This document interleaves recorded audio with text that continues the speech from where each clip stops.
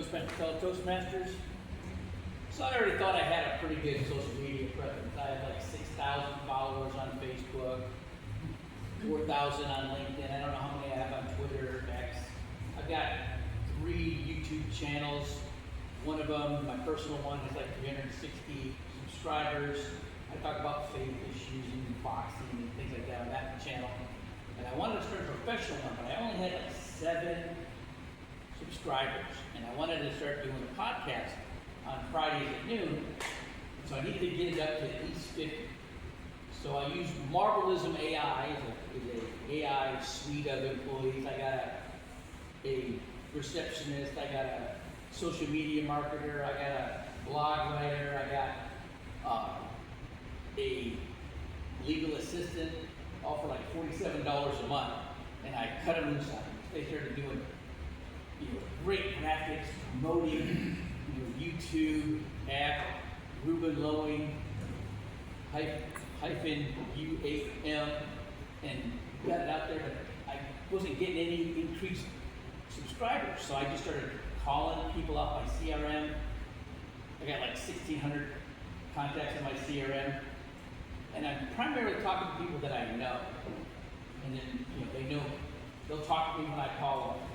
And I finally, at 1 o'clock on Thursday, I got my 50 subscribers. So I did my podcast. I didn't have anybody on. I was doing it through StreamYard, but linking it to YouTube and Facebook. And I talked about how inflation and taxes and market volatility affect your money and what you can do about it in about 33 minutes. And I only got like 15 viewers on the video of the whole podcast, but the vignettes or the clips from StreamYard, they're like 1.5 minutes, 2 minutes. They were getting like 100 on the low end, 300, 500 viewers on them. And there was a digital marketer from Bangladesh, Mohammed Abdur Reza, asked me if he could promote the company I represent, All Into Life. So I'm like, yeah, go for it. Well, I'm in church on Sunday, and it hit, and I looked at it, and I'm looking at what he promoted, that All Into Life supports like 5,000 agents, over 3,500 personal clients, and like 65,000 clients from the agent representatives that are with All Into Life, like myself. And right that minute, the pastor in his sermon talked about Proverbs 22:1, seeking a good reputation rather than great wealth, a high esteem is better than gold and silver. Right that minute.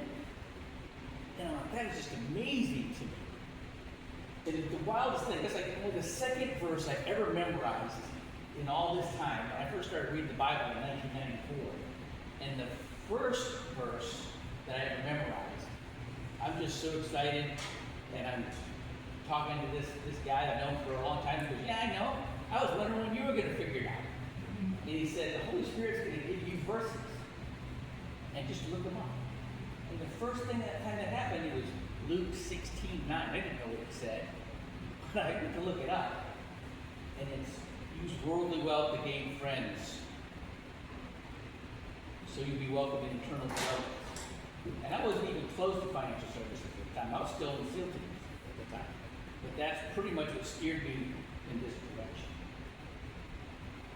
Having a reputation of really trying to help people,